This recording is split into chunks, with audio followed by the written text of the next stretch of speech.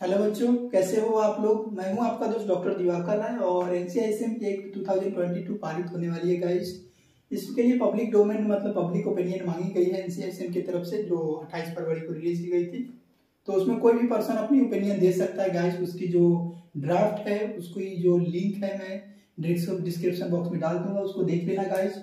इसमें जो सबसे अच्छी चीज मुझे लगी वो minimum essential standard for Ayurveda college के लिए सबसे पहला है कि लैंड रिक्वायरमेंट। ठीक है, कोई भी आयुर्वेदा कॉलेज खोलने के लिए कम से कम कितनी जमीन चाहिए? 3.5 एकड़ से 6 एकड़ के बीच में। अगर 100 सीटेड हॉस्पिटल आपको कॉलेज खोलना है, 100 सीट की चाहिए तो कितनी चाहिए? 3.5 एकड़ जमीन होनी चाहिए। और अगर 200 सीटों के लिए तो 6 एकड़। ठीक है, campus and general quality considerations. ठीक है, कैंपस बिल्कुल वेल डेवलप्ड होनी चाहिए, सारा चीजें होनी चाहिए, सारी डिपार्टमेंट होनी चाहिए। जो 18 के 18 डिपार्टमेंट होती है वो सारा डिपार्टमेंट होनी चाहिए। ओपीडी लगनी चाहिए, आईपीडी होनी चाहिए, स्पेसिफिक आईपीडी होनी चाहिए। अगर 100 की अगर परमिशन चाहिए आपको तो 200 ओपीडी बेड होनी, 200 ओपीडी रेगुलर होनी चाहिए आपकी कम से कम। ठीक है बच्चों, होनी चाहिए कॉलेज की। और आईपीडी कम से कम 100 बेड हॉस्पिटल आपके पास होनी चाहिए अगर 100 सीट की परमिशन चाहिए। और उसमें 60% सीट जो होता है बेड जो होना चाहिए भरा हुआ होना चाहिए। ठीक है, अब आयुर्वेदा कॉलेज के लिए जो है उसके बाद अटैच्ड हॉस्पिटल के लिए कहा गया कि सारे डिपार्टमेंट होनी चाहिए आपके पास। सर्जरी डिपार्टमेंट होनी चाहिए। ठीक है, उसमें लेबर रूम होना चाहिए, नियोनेटल एंटीनेटल केयर होना चाहिए। तो ये सारी टर्म कंडीशन कहा गया। अगर ऐसा हो जाए ना तो मैं होपफुली बोल रहा हूँ कि इस तरह का अगर मेडिकल कॉलेज मिले पूरे भारत में तो क्या होगा कि बीएमएस यानी आयुर्वेद को नंबर 1 बनने में ज्यादा समय नहीं लगेगा।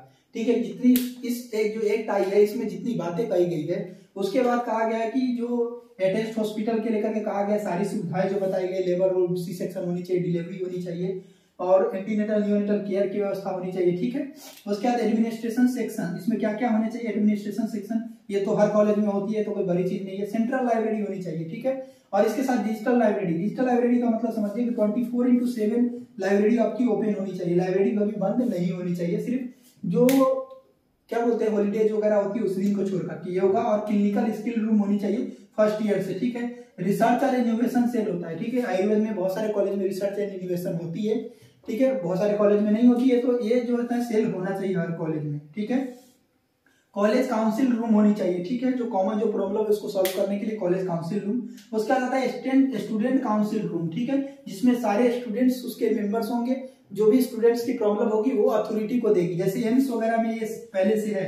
एम्स में क्या है, जो स्टूडेंट काउंसिलिंग रूम होती है, स्टूडेंट काउंसिल रूम में होते हैं उसके जो मेंबर होते हैं वो फाइनल ईयर के स्टूडेंट होते हैं। और वो जो होता है जो जरूरत की चीजें होती है उसके लिए लड़ता है, जो सिस्टम होती है मैनेजमेंट होती है उससे, ताकि पूरी सुविधा दिलाने के लिए। तो स्टूडेंट काउंसिल रूम होनी चाहिए, उसकी टीम मैनेजमेंट होनी चाहिए। ठीक है, और common room for boys and girls, जो स्टूडेंट काउंसिल रूम होगी उसे और स्टडी और डिस्कशन या इस हर चीज के लिए कॉमन रूम होना चाहिए बॉयज और गर्ल्स के लिए। ये भी बहुत अच्छी चीज है। ठीक है, स्टूडेंट सपोर्ट, करियर गाइडेंस और प्लेसमेंट से, ये जो है सबसे इंपॉर्टेंट है। क्यों? क्योंकि बच्चों को पता तो चले कि किस कंपनी की तरफ से जॉब ऑफर आ रही है। क्योंकि बीएमएस कर रहे हैं तो जैसे बहुत सारी फार्मा कंपनी है उससे जॉब आ रही है, उसकी करियर उसकी स्कोप क्या है, बच्चों को क्या करना चाहिए।